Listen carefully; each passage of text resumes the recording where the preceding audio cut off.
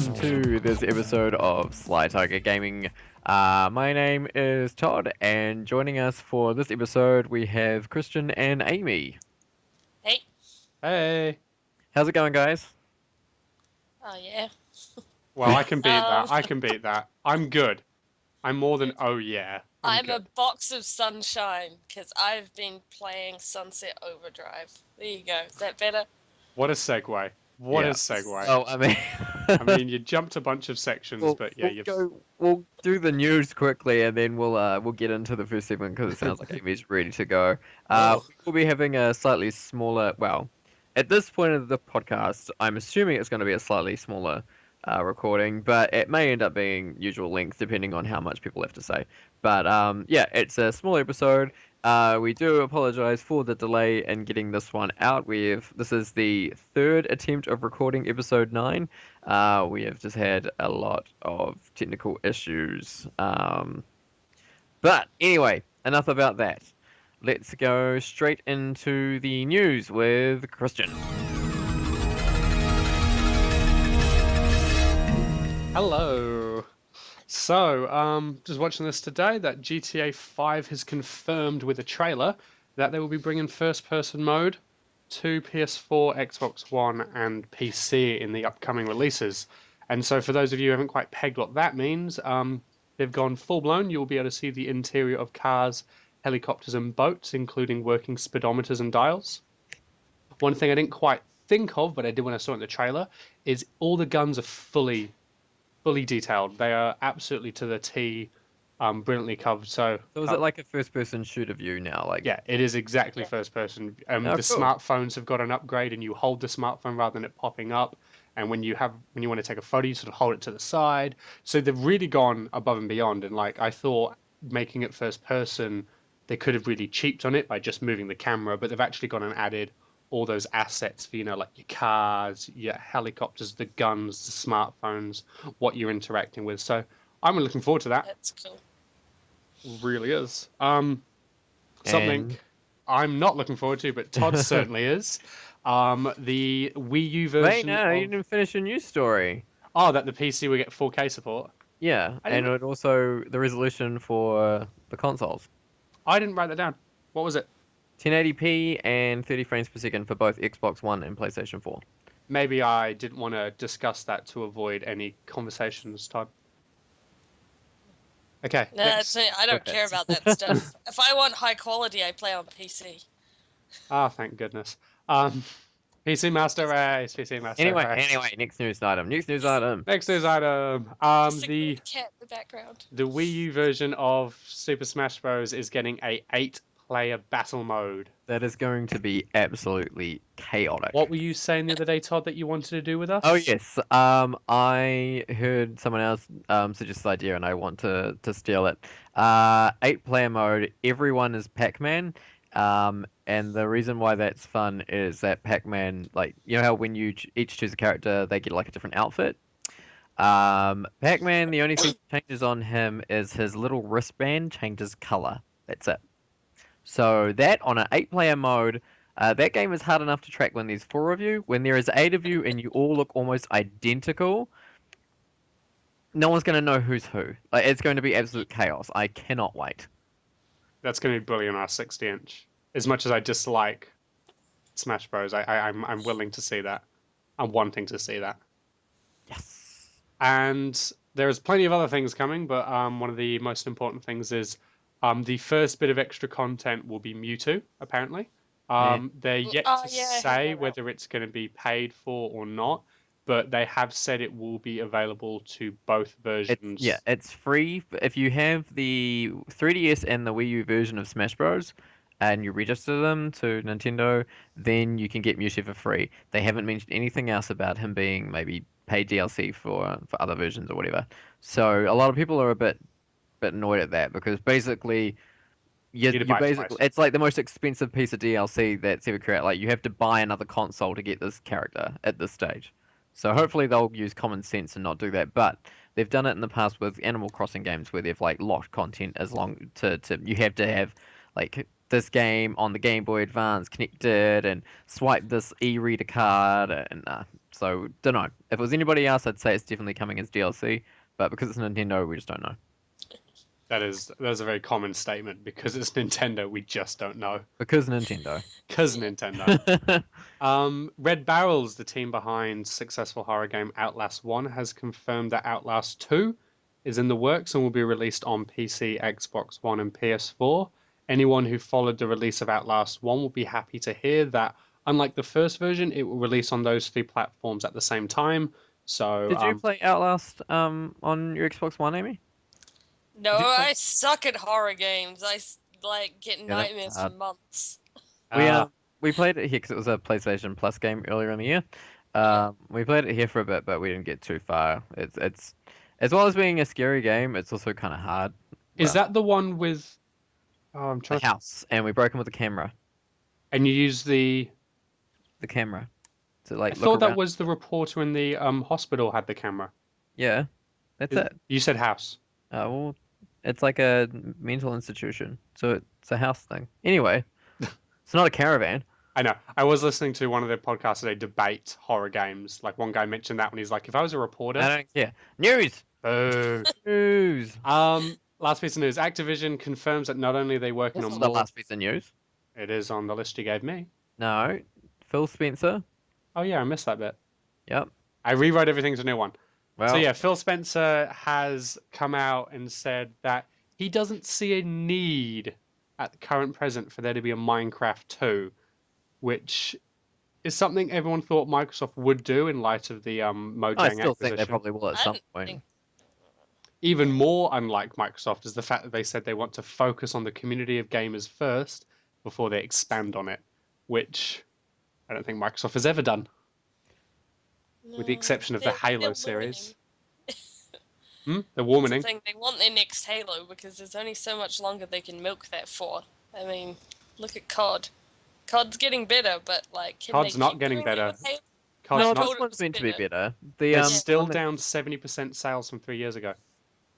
They've only just been on the market for a day. Yeah, but they're talking about day one sales. So day one sales of Advanced Warfare 2 was, if you put that as your benchmark, Ghost was down 40% from that, and this is down 70% from that. They always say, because Ghost was bad, and you I always thought there know. was a lot more hype for this one than the last one. The general reception was was. better. Yeah, I don't know where you Especially got 'cause that figure Kevin from. Spacey. IGN. Yeah. Yeah. I don't know. We'll see. I mean, we won't really know until towards the end of the year because even last year, Call of Duty did pretty decently. But we'll see. And next news item, ding ding ding ding ding. Activision has confirmed that not only are they working on more Destiny content, but the sequel. So, I mean, we kind of all knew that was coming, seeing the amount of money they invested in it, and they said it was going to be a 10-year games, or 10-year franchise. But yes, and that's probably going to be More good than news to the... 9.5 million players have Did you registered. say billion? Million. I thought I heard billion.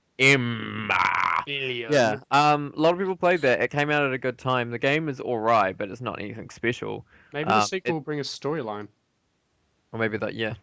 There was a rumor going around that there was a lot more, like from early playtesters and stuff, that there was a lot more story and another playable race and stuff, and it all just got cut. And so people are now waiting to see if they're gonna be putting that sort of stuff in as DLC, in which case that kind of sucks that they cut out content to make it DLC, or if it was, all just lies. But What They might sucks not is... have cut it out to make it DLC on purpose. It could be the whole crap. We promised to have a game out.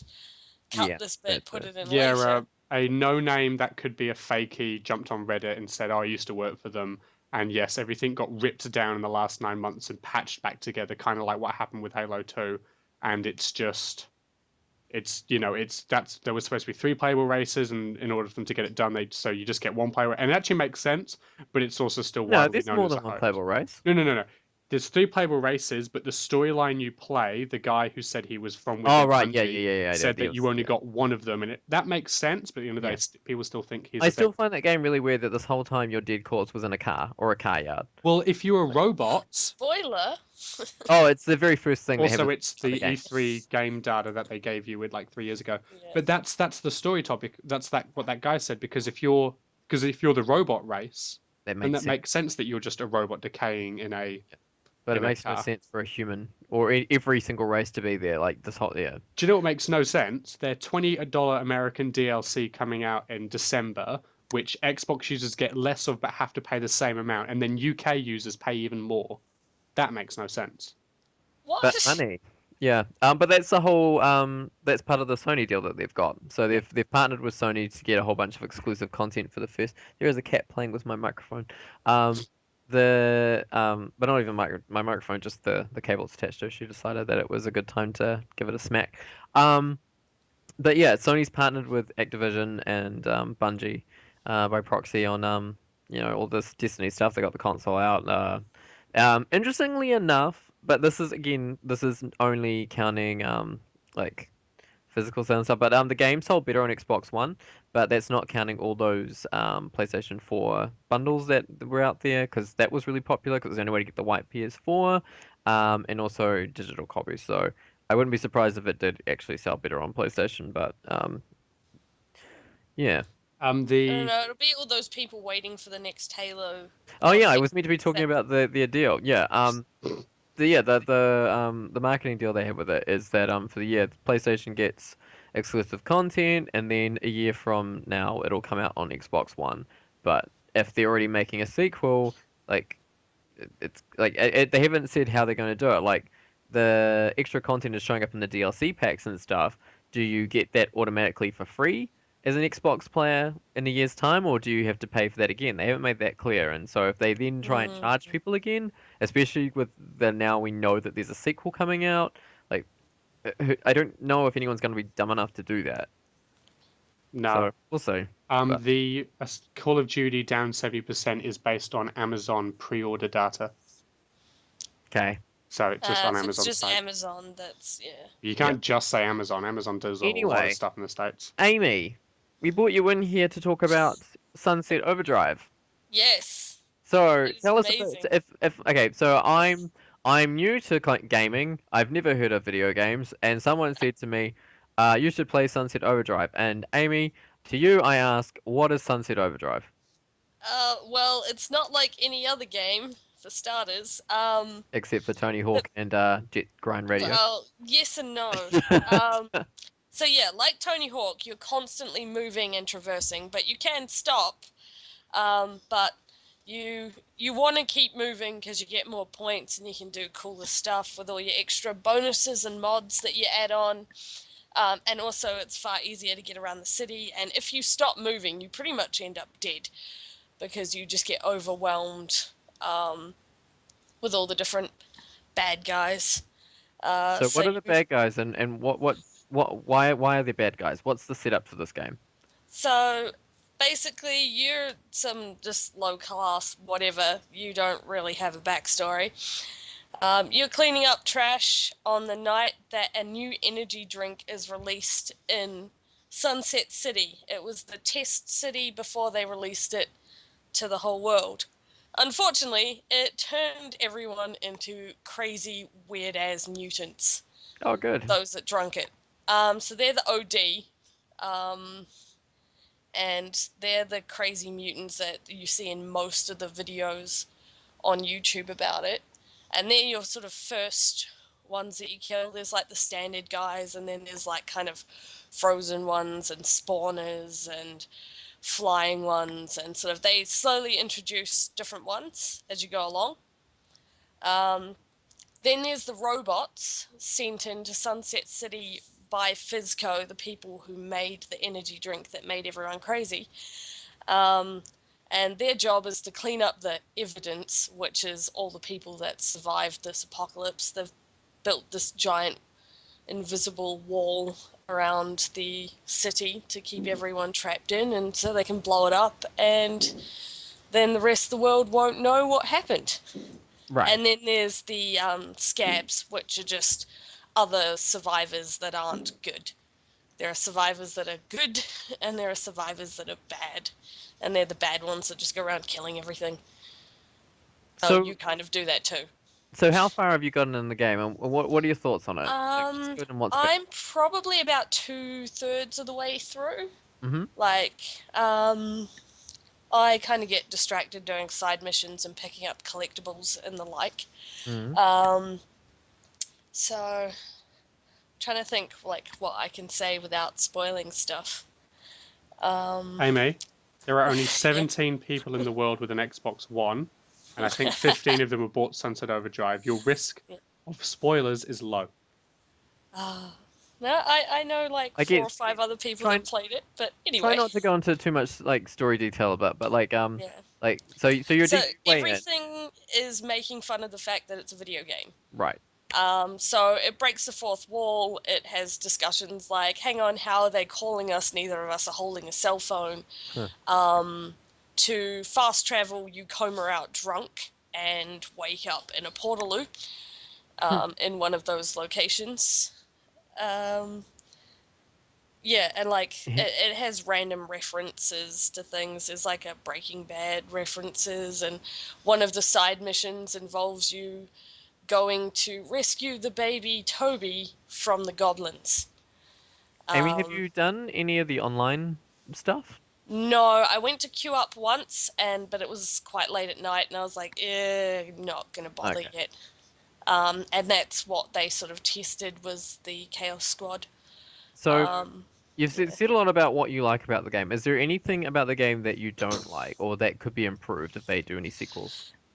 Um, Probably like the way the add-ons work is you kind of just mix and match and whatever, and there's quite a few, and you don't always know what the hell you're doing. It's mostly the overcharged badges that are a bit too much. The amps are fine, like you only get a few at a time, you pick good ones and whatnot.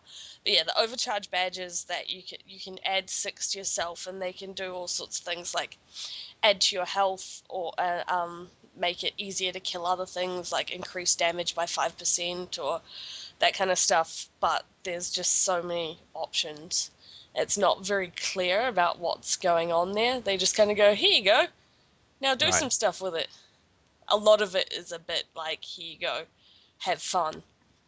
So Um, at so its current full retail price, do you think it's worth someone who wants this Tilda game as an Xbox owner, Xbox One owner, to go out and pick this up now, or do you think they should wait until it drops down in price? nah, this is definitely a pickup now. There's no Definitely pick point up now. sort of waiting one.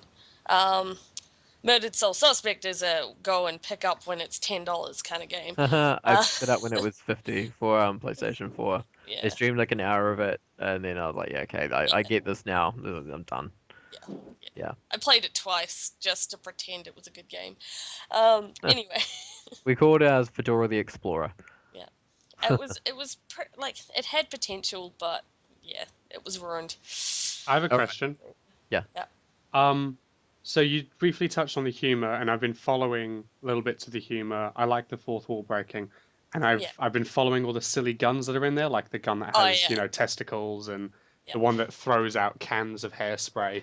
yeah. Um, is that stuff actually funny though? Like, is it ha ha, or is it Well, I like love it? most the humor they put in, it's sort of subtle, like that will get a small giggle kind of thing, and then some stuff is like, oh my god, that's quite amusing.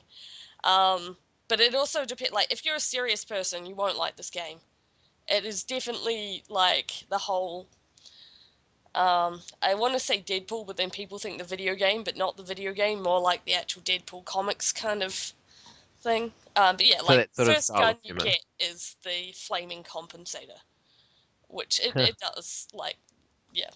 Uh, and that's one of my favorite ones to use actually. It's a pretty good one. That and the TNT Teddy. Mm, I think I got an achievement for that being my favorite one or something yeah. because I leveled it up. But Okay. yeah, Right. Well, we're gonna go take a break. But thank you, Emmy, for coming in with your impressions of Sunset Overdrive. Um, so yeah, so Sunset Overdrive, developed by Insomniac Games, published by Microsoft, available on the Xbox One. You can get it both digitally on the Xbox Store and also at all leading retailers. Okay, and we will be back after this.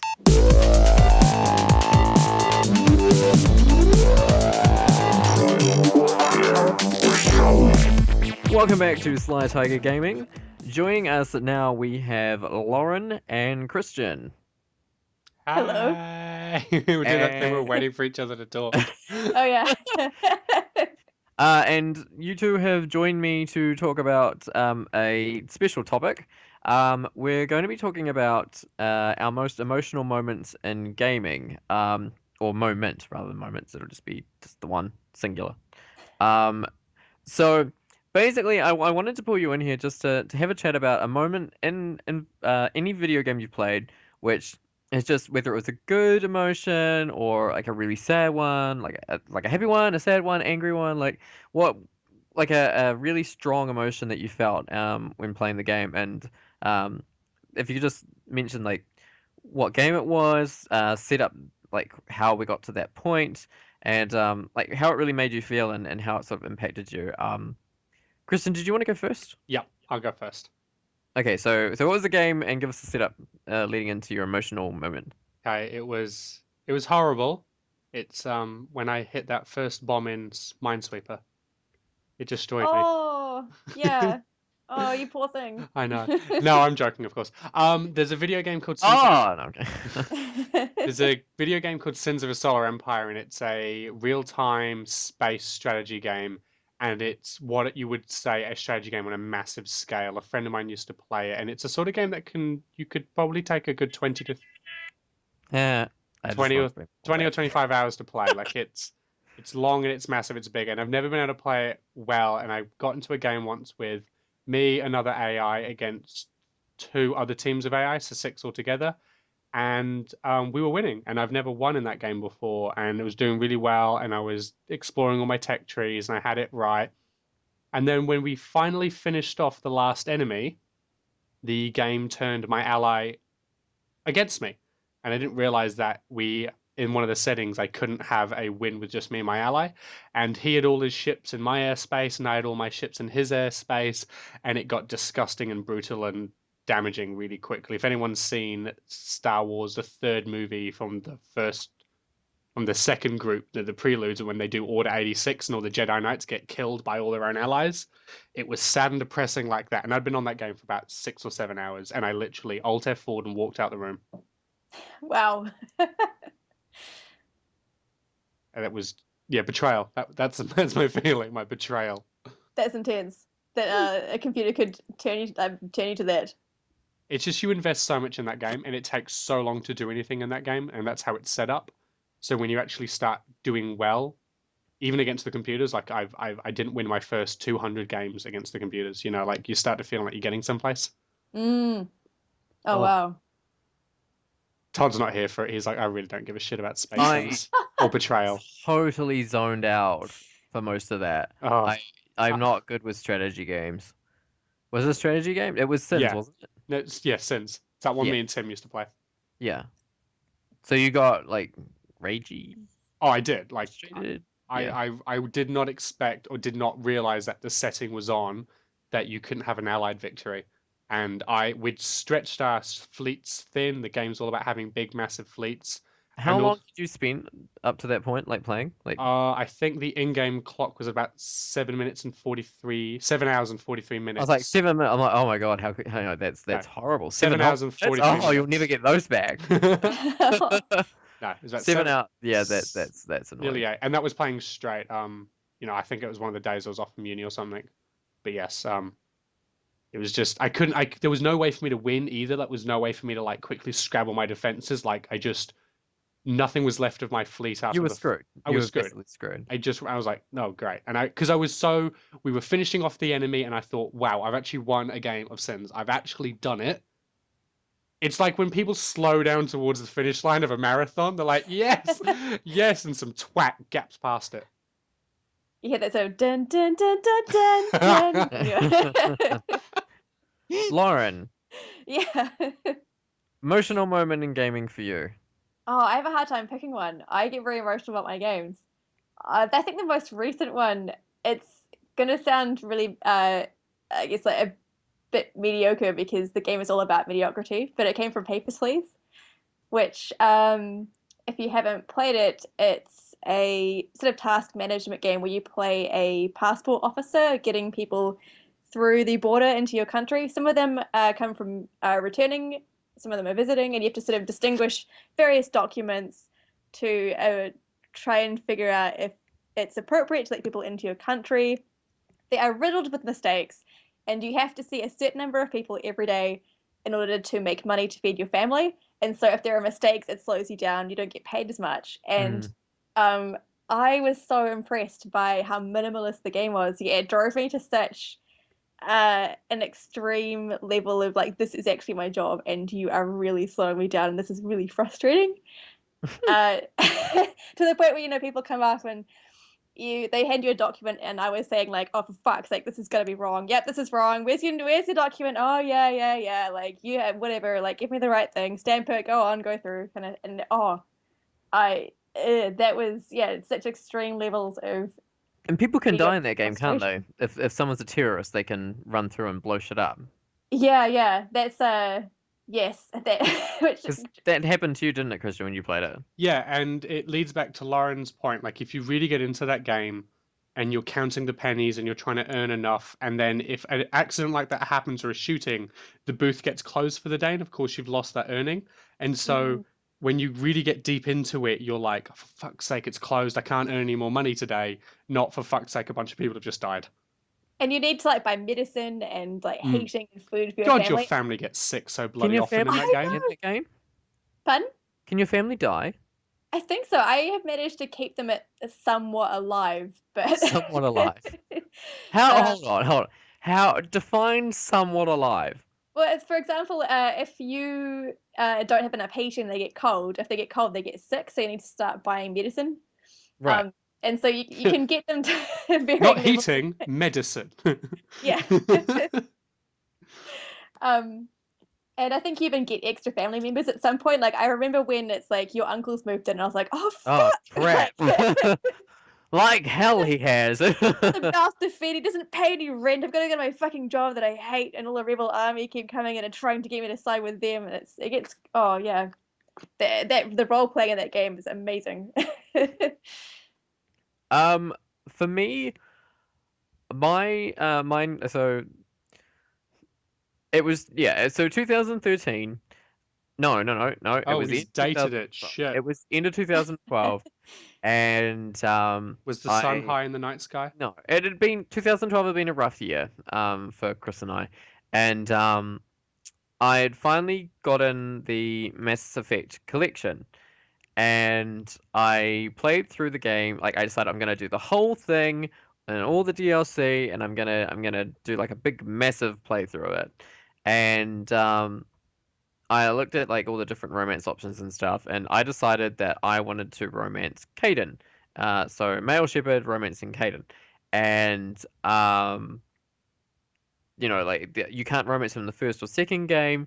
But I interpreted the dialogue to sort of like that things were going that way, and of course in the third game you can. And by the time we got to the third game, so I did this over a couple of days, and I started to get like, 'cause, I mean, I'd played Mass Effect 3 before, like I played it when it came out, and I was sort of, the ending happened, oh, whatever, dumb ending, but I didn't it didn't really affect me. But after playing through it, the whole thing, and really getting to know the characters and spending a lot of time with them and caring about them, um, I got really upset, like really overwhelmingly upset because I knew what was coming, and some of the dialogue that happens with your characters, especially the ones that you've romanced, it was heartbreaking, and yeah, I knew what was coming, and I just got really overwhelmingly depressed about it. I remember just like stopping close to the end of the game, just because every single time, like as I added more DLC to the game and more scenes opened up, it was like sort of prolonging the inevitable end, and so I kept trying to push it back and push it back, and I'd stop playing for a bit and go do something else, and I'm like, no, I've got to go back, got to finish this, and it gets to the end of the game, and um, I guess, I mean, the game's kind of old now. It's been a couple of years, but spoilers if you haven't played it and intend to. Um, the scene at the end when So basically, no matter what one you have, your shepherd is going to either die, or if you choose a very specific ending, it's hinted that your shepherd lived. Um, and each one like has a really strong emotional reaction if you have a love interest. In one of the endings, when you're very clearly dead, they break down and cry while holding your, as they put your name tag on like a memorial wall. Another one, they break down and cry into the arms of another character as they put your name on the memorial wall. And then in the third one, which is the one I always choose, and I always choose the destruction one, which is weird because I play as a Paragon the whole way through, but then the last choice I always choose the chaotic destruction one because it's the only one that you live in. They go to put your name on the wall and then they stop and they have like a little spark in their eye and they smile because they just get that inkling that you're not quite dead. And then it cuts to a scene where you're on the ground, you look very badly damaged. You can only kind of see a bit of your armor and you can hear your character take a breath. And that's it. That's all it shows. And then it cuts away. And it's just enough to make me really get into it. And so um, I am super ready for a new trilogy of Mass Effect games, and it's part of the reason why I'm so into the Dragon Age games is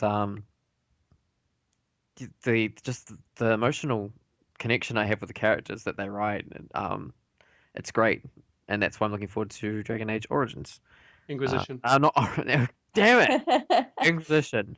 Um, yeah, it's it's going to be good. I'm hoping that I get like I love bittersweet endings. That's why I love Final Fantasy X's ending. Like I not 10-2, but 10. Like I always love an ending when like there's something really good has happened, like really good, but there is a huge emotional toll for at least one person, and those are the endings that sit with me the most. And of course, Final Fantasy X, Tidus sacrifices him. Well, yeah, he sacrifices himself. So yeah, those moments they really stick with me. And so any game that goes down that road, I'm here. I'm here for 100%. Um, I'm not expecting that sort of response from Always Remember Me, which I'm playing on Steam right now. But if I do have that emotional response, that would be cool.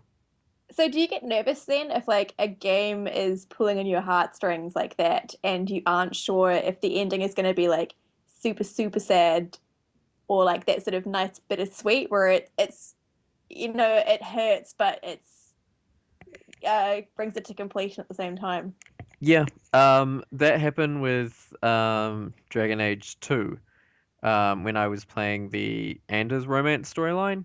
And he does something really, really the word inexcusable just isn't strong enough.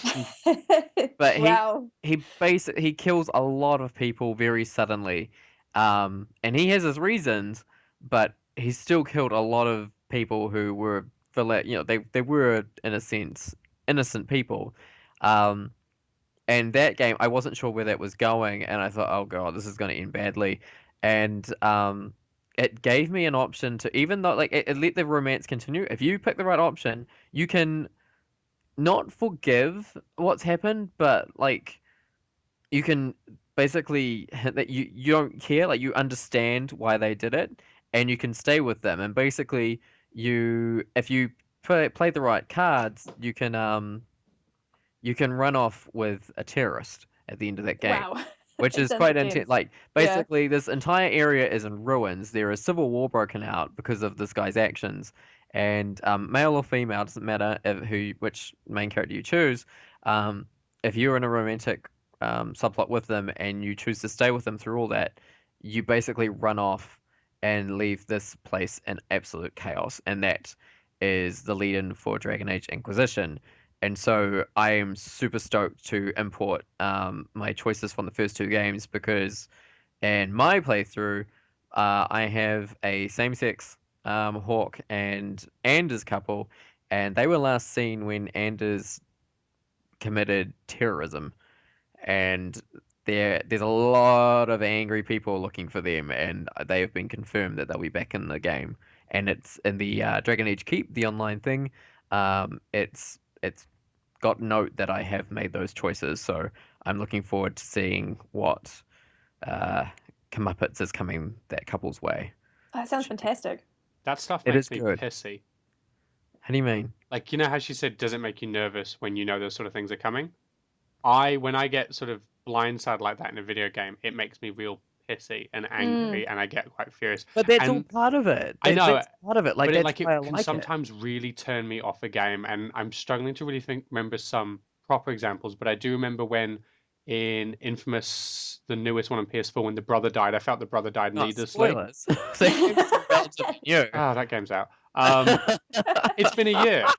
No, it's not been a year. No, it hasn't. It came out in March. Oh, that's long enough. I don't care. We have 3 viewers. Jeez.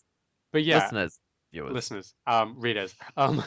Yeah, when that sort of stuff makes me really angry, and I get like real. Oh well, that didn't really happen. That didn't need to happen. That didn't need to happen. And sometimes I actually just stop playing the game, or I get real shitty and leave it for a couple of weeks. To elaborate on that scene in Infamous Second Son, again, spoilers. For me, it happened so suddenly and so like Needlessly. it was so blasé. Oh, it wasn't. He basically made his brother the girlfriend in the fridge trope. Like Oh, the brother was just randomly killed off for um uh the character development for the main dude, and exactly. Needless. it was random, it was sudden, it was a bit silly. It was like, don't worry about it. See ya. Um, and it wasn't impactful enough for me to really care about it. I found more of a connection and more of an investment early on in the game. One of the first things with the old lady Yep. when she is being interrogated, and you have the option of basically letting her be very aggressively interrogated, basically stabbed, or Hmm. you can stop her from being hurt. Kind of. I mean, she still gets hit a little bit, I think. But Well, yeah, that's the premise for the game. yeah, Remember? yeah. So it's that got more of a reaction to me because that sort of built up a bit more. But the relationship between the brothers, it was fine, it was fine, it was fine, and all of a sudden, just very randomly, they took away the brother. But I'm hoping that they carry on that storyline with Delzin. Is it Delzin or Deslin? Deslin. Yeah, Yeah. him. Because I like those characters and I want to see more of them. I don't think they had enough time to be fleshed out in the first one. I know I like the characters, but I'm not too sure whether I want to see more of them. Oh, I do, definitely. I always I see more of Troy Baker. I think when it comes to me, I'm going more the Christian route when a game looks like it could be going one of two ways, and I tend to like prematurely divorce myself from the emotionality. So I'm like, I get really sarcastic and I'm like, oh, how sad for you this is happening. So I think my problem is I don't want to commit to that because I know it's going to hurt so much. Mm. I do want things to go my way in games, though. So if things blindside me, I'll just get shitty. Yeah, I need control when I play games like that. I think I that's want. why. Sorry. On that. I like losing control with those sort of games. Like I like it when a game does that to me. I don't like it when it's suddenly pulled and it's like a real like a dick move. But Mm. another game that's done that to me, again, spoilers. Actually, this is a series I recommend you play through if you haven't yet, Lauren. I think you'd be quite into it. Ooh. The Telltale Walking Dead series. Oh yes, I have played that. Actually, Have that is a game that made me emotional. I should have mentioned that. episode 3 of season 1, the confrontation, because I had Carly with me. Mm. The confrontation scene between Carly and Lily caught me so off guard because I came late to that game. It was like towards the end of last year that I finally got around to it, and I had no idea who anyone was. I from what I was understanding of the game, I thought that Carly was going to be in-game romance for Lee. Lee, And yes. also, I was misguided enough to think that everything was going to work out like fine. Well, not fine, but I thought that we were going to, we had an end goal and we'd get there. You'd never And seen an so, episode of Walking Dead. no, I haven't. The scene between Carly and Lily, and again, spoilers, The spoiler cast. This obviously Pretty is. much this Let's bit put a disclaimer at the start. It'll be with fine. when they get into a heated argument, and out of nowhere, Lily pulls out a gun and shoots Carly point blank in the face, killing her instantly. This person who's been a major character up until now, inexplicably and suddenly killed, totally caught me off guard. And Mm. I was sitting there in disbelief, like, oh my fuck. Like, what the hell? And it took me a while to actually like get my head around it. Because I honestly thought that this character was endgame, and they're Mm. gone. And I thought, wait, hold on, can I do that differently? Did I do something wrong there? Is there a way? And then I looked into it, and no, that's how it is. I love that game so much because it does a really good job of railroading you into a linear narrative, but you feel like you have so much control and Yeah. choice. Oh, it's Mm. done. I should have, yeah, there at the end of season 1, I think I did actually cry. Have you played season 2? Yes. Similarly, a very, have you played it? Yes. Yeah, similarly, you mind blown all the time. Or when you're in that cabin and you're like, oh yeah, this is really nice, and everyone's getting along and stuff, and then you slowly like It unravel what's just happened. so quickly goes Oh, badly. I know. Oh, it's so good. Yeah, that's actually. Oh, yeah. Yeah, that one. I got really like all the way through season 2 of that game. I've forgotten the guy's name. The guy that she meets, the younger guy. Um, Oh, oh, crap it. it's Yeah. not it's not Kenny. It's the other one. Hold on. I need to. Um, Kenny. Actually It's looking it his up son. here. Ducky. What's his name? Kenny's son. No.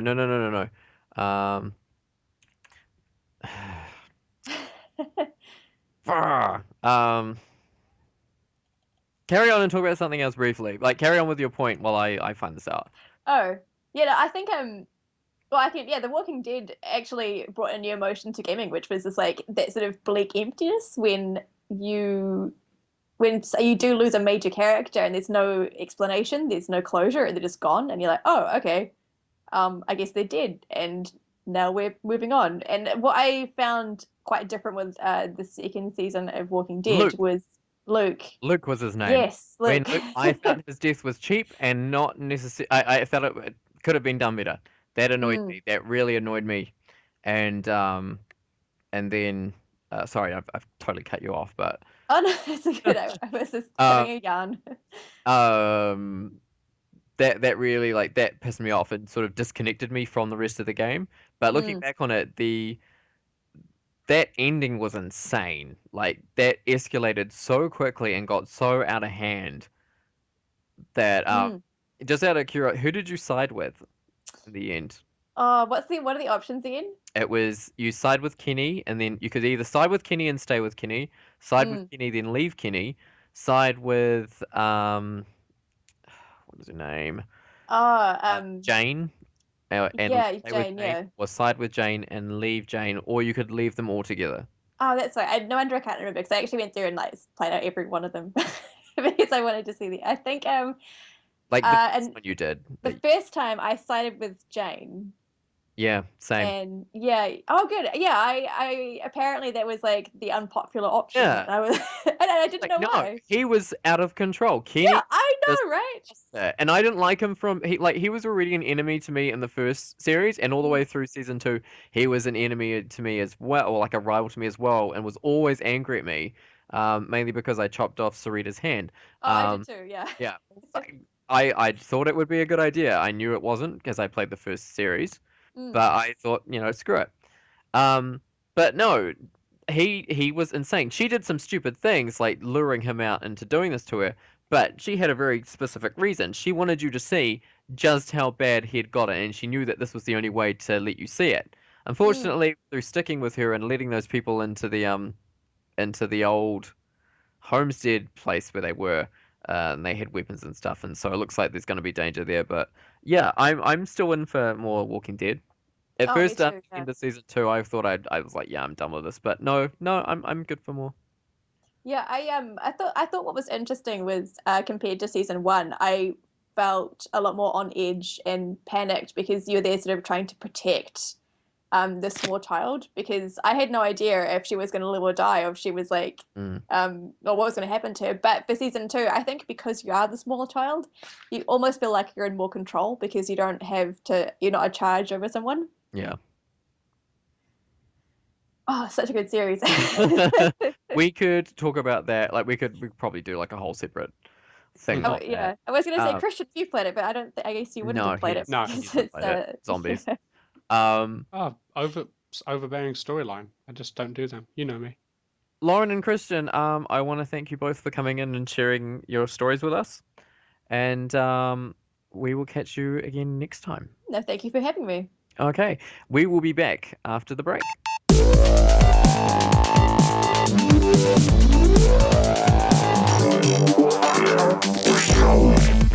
Hello and welcome back. Okay, we're about to start our new segment called 5 Minutes With, and this week we have Aeme joining us for that segment.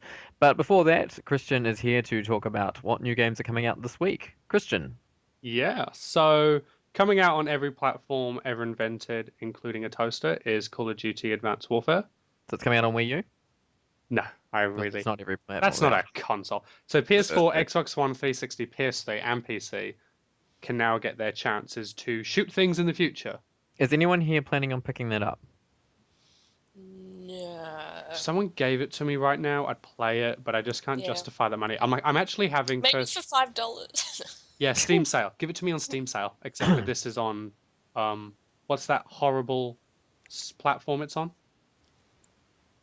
It's on PS4, Xbox One, Xbox 360, PS3, and PC. But is it hosted by the EA Oh, Origin. version? Origin, there we go. Oh, that thing. Oh, It's not God. EA. This isn't an EA game. This is Activision. But is it hosted by Origin for PC? No. Oh. EA hosts EA games on Origin. This is Activision. I know, but other games go through. Oh, it's not on Activision doesn't. Interesting. So if it's not on Steam and not on Origin, what is it on? Just standalone. It is on Steam. Oh, is it? Yes. Okay. I don't know. Advertisements are just like everywhere. I I know. presume it comes on every. My Thank- Steam only shows me Thank- indie games because they're the only ones I buy on Steam. What else is coming out? We have Fantasia Music Evolve, which I'm all certain everybody on the 360 and Xbox One were dying to play with their Kinect. Amy, are you dying to play it with your Kinect? Do you have a What Kinect? is it? Is Fantasia. that the Disney one? Yeah. Ah, someone mentioned that to me. No, the only Kinect game I play is Dance Central Spotlight, and that was so I could lose weight. But that Did it then, work? well, then Sunset came out, so Oh, right. yeah, That weight's not going anywhere. nah. It was doing well actually. It's a real good game for like $15. Anyway, Next coming The up big release. is Disney Planes Fire and Rescue for the 3DS and Wii. Wii U, just the Wii Yeah. and the 3DS. More importantly is who's going to buy that game? Exactly. Coming out on PlayStation 4 and 1 is Rocksmith 2014 edition. Please tell me this is not the sign of musical games coming back. Please tell me. Not yet. yeah, that's sort of something else. Yeah. Really. Yeah. I mean, Rocksmith kind of teaches you how to play a couple of modern games using a real 6-string guitar. Meh. I have been waiting for like the next SingStar equivalent to come out for generic parties, but I'm kind of glad it hasn't. But at the same time, But kind it's of funny. expected it to have done that.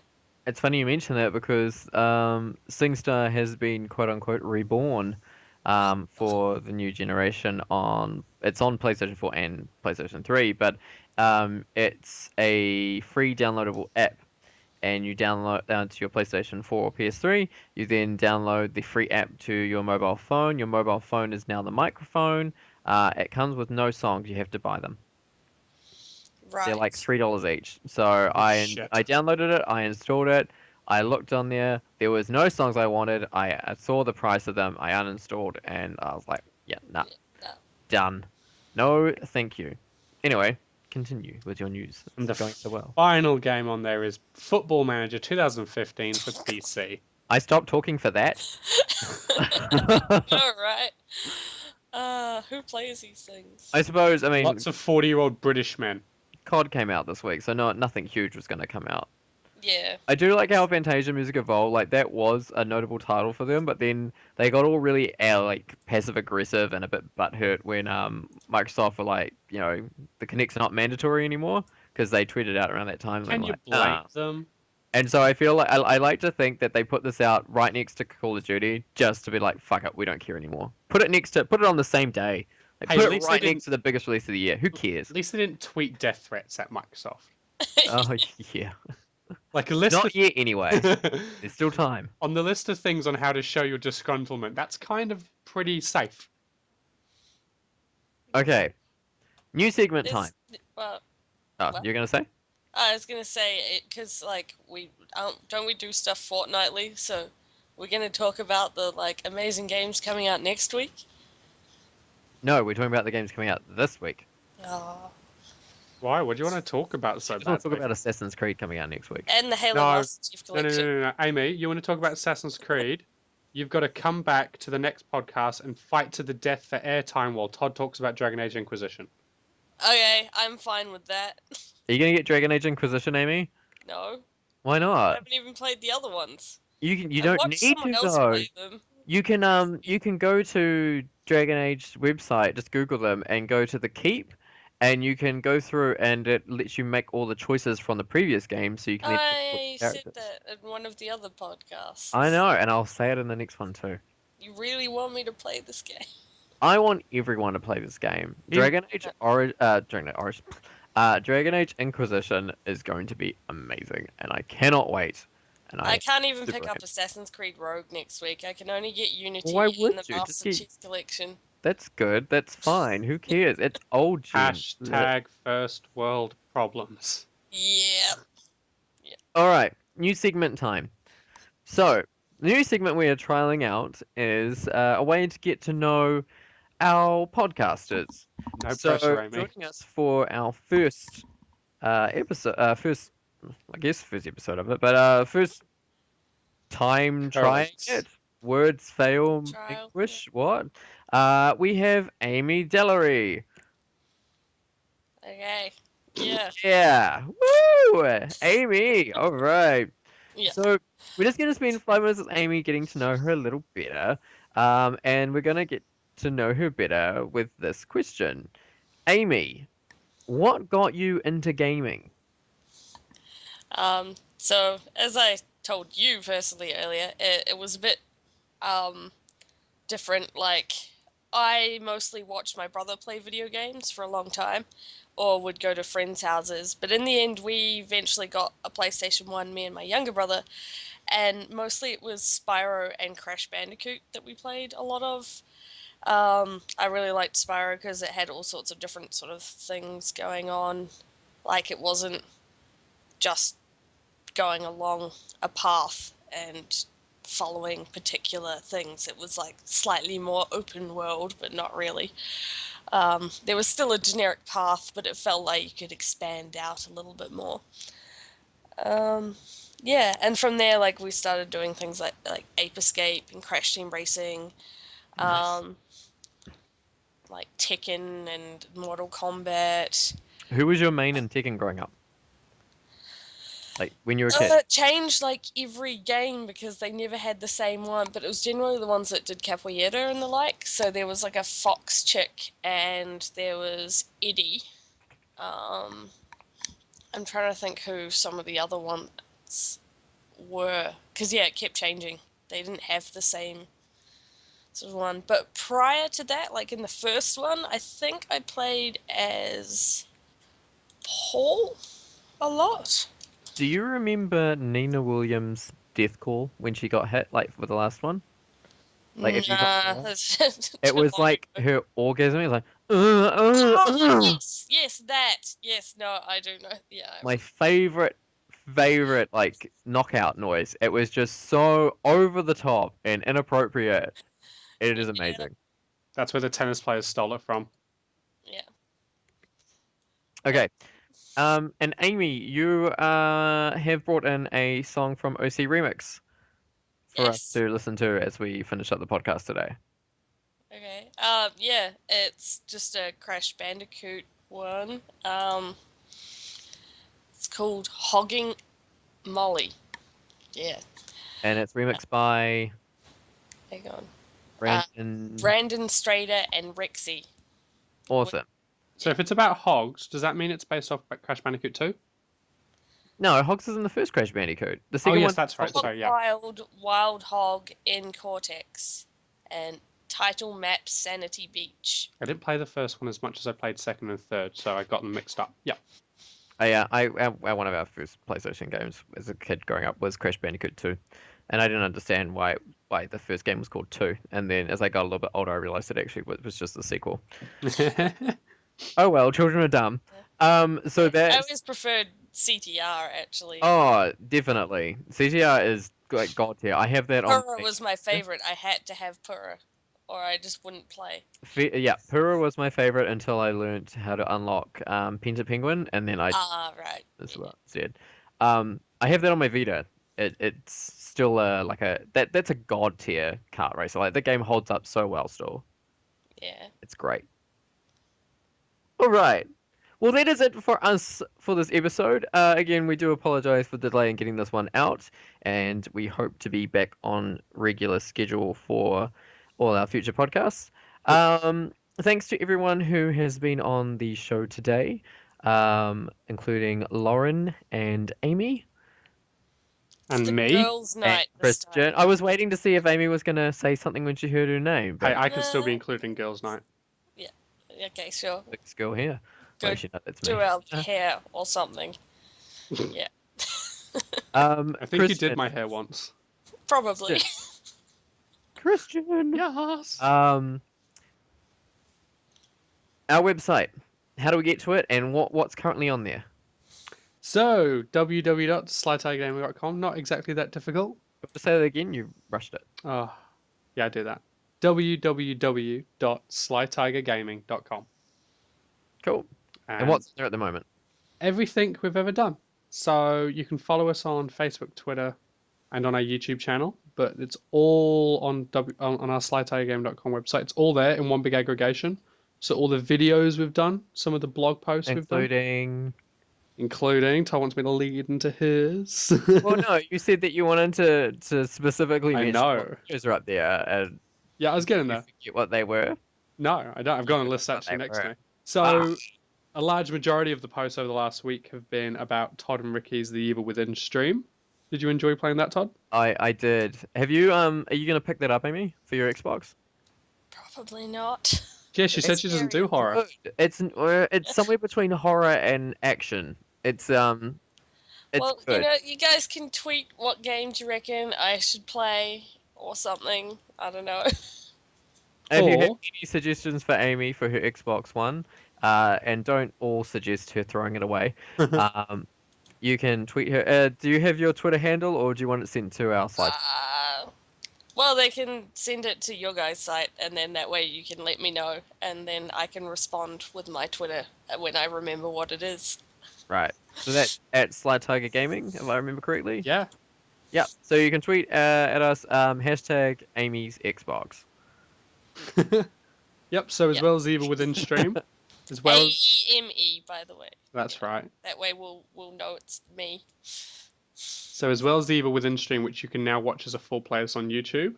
Yes, we finished it. There's other bits. What? There's other videos and stuff. Yeah, I know. I'm saying we finished the game. Yeah, but I put it on a full. Everything's up there now. You can know. So if you don't feel like playing the game, but you want to see it, you can jump over to YouTube and watch the full playlist. We talked about it and we decided Ricky and I will stream all the DLC once it's all out as well. So Something to look forward to. look forward to that coming over time. As well as Evil Within, Todd, you also did episode 1 of Always Remember Me last night. How was that? The game is okay. I enjoyed making everyone's voice. Extravagant is the possibly the way. I didn't know. I wanted to make sure that everyone sounded different, and I struggled with making the men sound different. I had zero issue with making each woman have her own individual voice. It was quite a treat for anyone who watches that. It's good. I will finish that game, and everything I do on it will be streamed up. So I'll get some more of that up there over the weekend.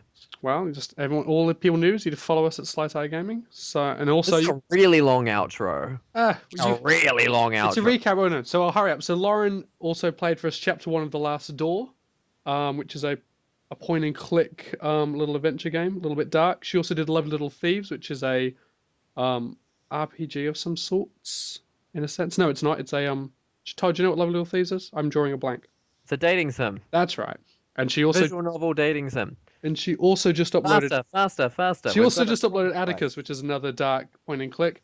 I played 9.303M and also Return of the Obra Dinn, which is a demo by the guy who did Papers, Please. And I really recommend everyone watch that video because it blowed my mind. It blew my mind, not blowed my mind. Chop chop. Done. Right. Okay. That's it from Alright us. then. So, can I From- just- What? No, we're still talking, Amy. Just. Wow.